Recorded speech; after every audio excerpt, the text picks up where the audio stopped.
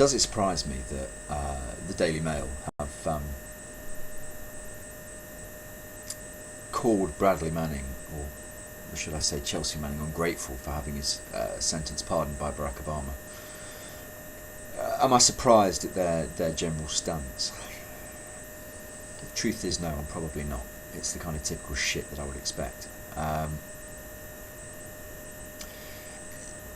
Lots of people will not have a clue who Chelsea stroke Bradley Manning is. He was an American military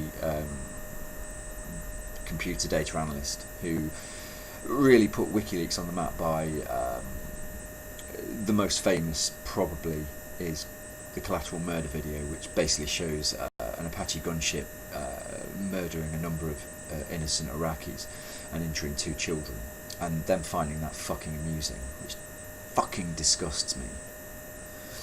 But I think it shows a greater degree to concern yourselves with things like Call of Duty, which I'm now starting to believe are genuinely about desensitising our youth to war and death. But that's a completely separate argument. I also think that it was political posturing on Obama's point to try and smoke out Julian Assange, who basically said if Chelsea Manning's sentence was overturned or pardoned, he would agree to extradition. I think this is a very unsmart move by Julian Assange, and I don't think he'll go for it. It brings to a wider context of groups like Anonymous, who I've never hidden the fact I've been actively a part of. I've been on protests. I've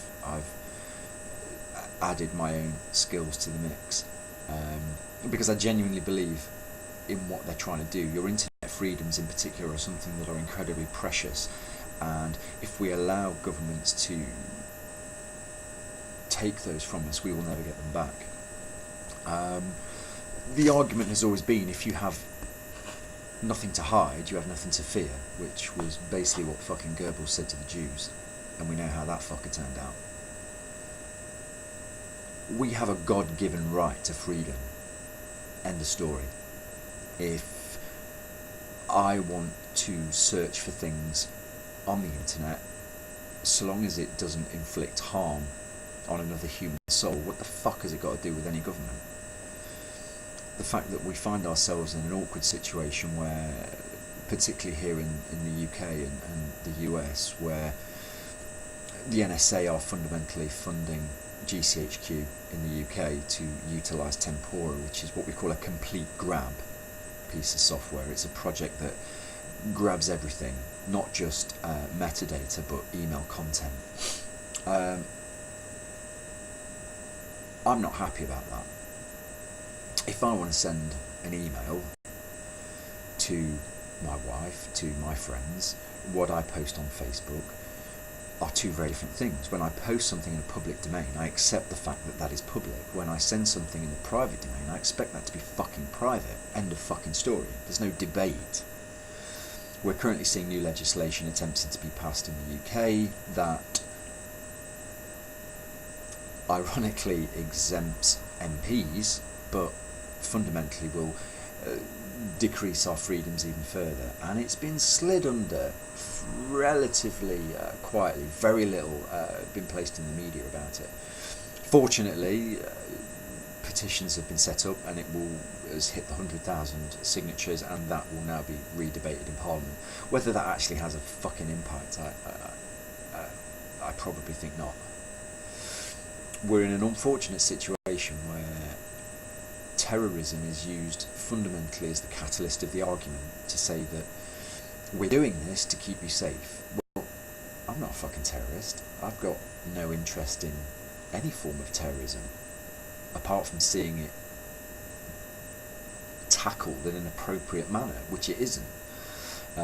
What I don't agree with is people's telephone calls, internet connections, communication in a digital form being snooped and spied upon for no apparent reason. And there's no evidence to show that this prevents wide-scale terrorism, because in theory if we're to believe what MI5 and MI6 say, is that their surveillance techniques for specific individuals that they know are what we would classify as risky targets are allegedly well known to the organisations anyway. So why the fuck do they need to know what I'm emailing about? I'm glad.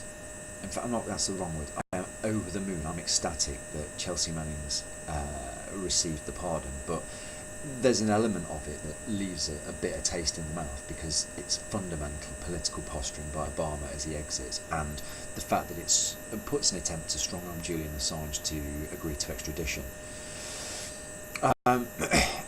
It's a difficult situation with Julian Assange because it's a little bit of a smokescreen with the Sweden connection, because actually Sweden have more stringent and difficult extradition laws than the UK have, so we probably, if everything Julian Assange is telling us is true, he would be better off relinquishing himself to Swedish custody.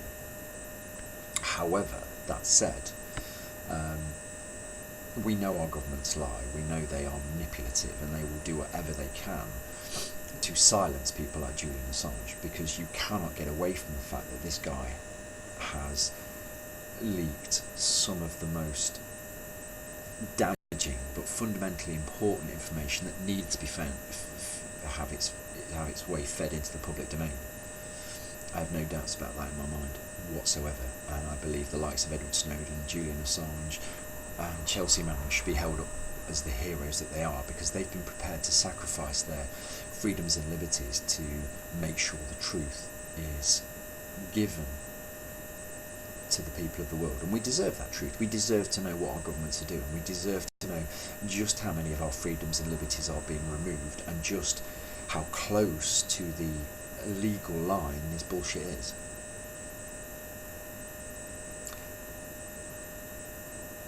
Groups like Anonymous don't help themselves. They don't. I had an interesting conversation where I was accused of being a troll recently, because I'd said a girl was telling me about her ex-boyfriend who burnt all his shit down because of Anonymous, which I just found a fucking ridiculous thing. A website or a group on the internet can't make you burn your shit down. That in itself is a ridiculous fucking argument to make. But as a group, they haven't helped themselves. But they've also done a huge amount of good. I think 90% of what Anonymous do is admirable and should be celebrated, because they consistently hold those allegedly in positions of power and respect to be held accountable, and for their indiscretions to be made public. And I think that's incredibly important. But when I see the likes of Jeremy Hammond rotting in a prison cell when he was part of the Stratfor hack that brought the American administration's connections to the Bhopal disaster and the 22,000 lives that were lost because of it to public attention, shouldn't equal a 10-year prison sentence. It should force the American government to give us a goddamn fucking explanation for why human life seems to be so insignificant to their political agenda. So to sum up, Chelsea Manning's imminent release is something to be celebrated, but it doesn't stop what needs to continue, and we need to address that, and we need to keep fighting for the fact that our rights, freedoms and liberties need to be protected. We need to fight for them, because the minute we give them up, we will never get them back.